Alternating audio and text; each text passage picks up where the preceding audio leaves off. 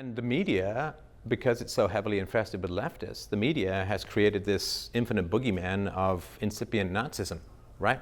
The Nazis are everywhere, right? It's not. It's like maybe 2,000 genuine Nazis in America, right? And that they're, buck-toothed neckbeards in the middle of nowhere, right? But they're trotted out, right? Oh, right?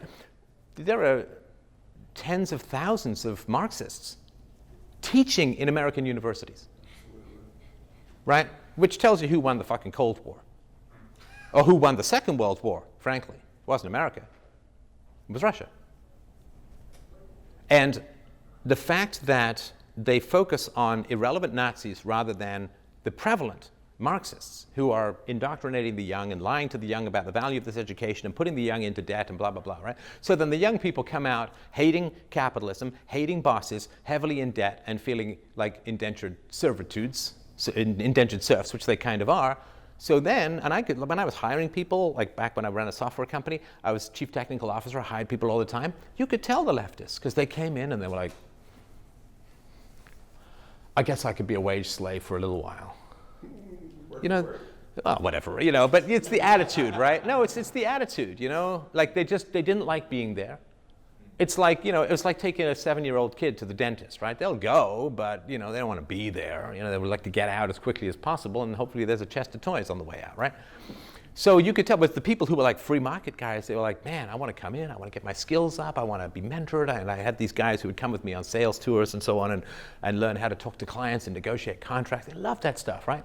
Whereas the socialists were like, I shouldn't have to do any of this.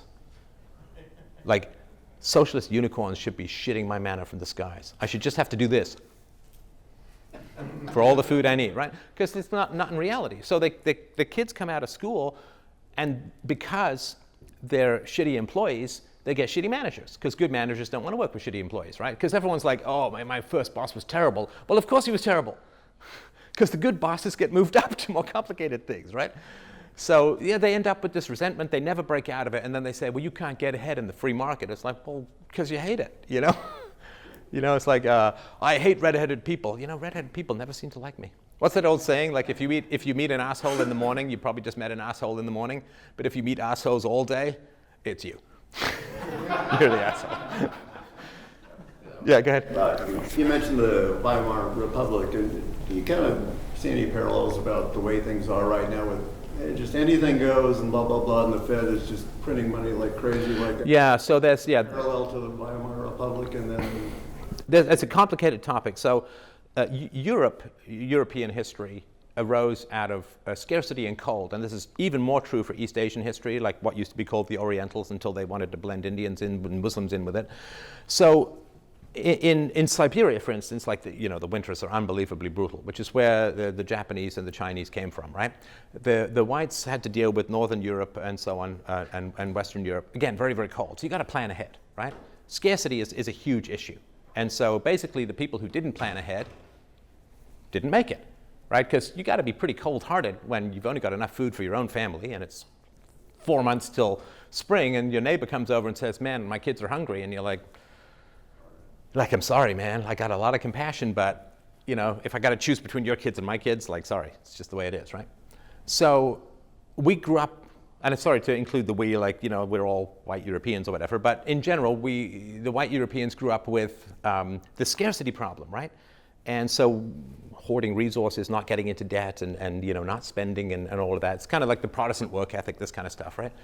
Now in the tropics, it's a very different matter, right? In the tropics, there are two things that you can't do a huge amount about, right? So the first is disease, right? Because in cold climates, right, the viruses all die off in the winter, and you don't have as many viruses. But in the tropics, you don't, right? But you can't do anything about it. Right now you can, but back in sort of evolutionary days, you couldn't. And then there's like war and predation, which you can't do a huge amount about. Winter, you can do something about, right? You can stock and plan and get your firewood and your house and all that.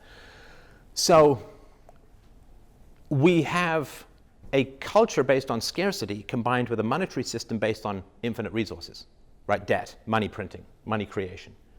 Now that's weird, because our culture is, we got to be careful because we're going to run out of shit. But we've got this tax and spend and create money stuff that creates a sense of weird infinite tropical abundance in a scarcity culture.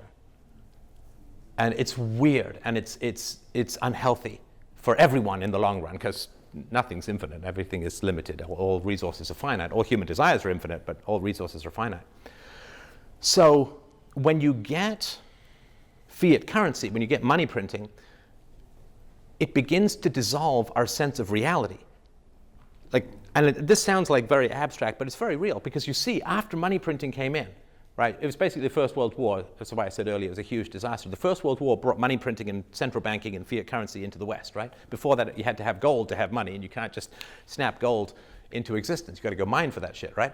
So you get all of this infinite money, and then after that, you start to get this, hey man, reality isn't real. The logic is just a white privilege concept, and there's no such thing as truth. And it's like, but you can only afford that stuff when you can print money. Because then you have this sense of infinite resources, and then the weird thing happens. So let's say, we're in some tropical paradise. I don't know, we're some tropical paradise that's not as lonely as Hawaii, which is like a really nothing for thousands of miles, right? So I don't know, Tahiti or something like that. I see in Tahiti, right? Tahiti is like food's falling off the trees, fish are jumping into your nets and stuff like that, right? So let's say you and I are friends, right? And you hurt your leg, right? And you're like, hey man, I can't fish. Can you go get me some fish, right? I could just go pick me up that banana. And I say, no.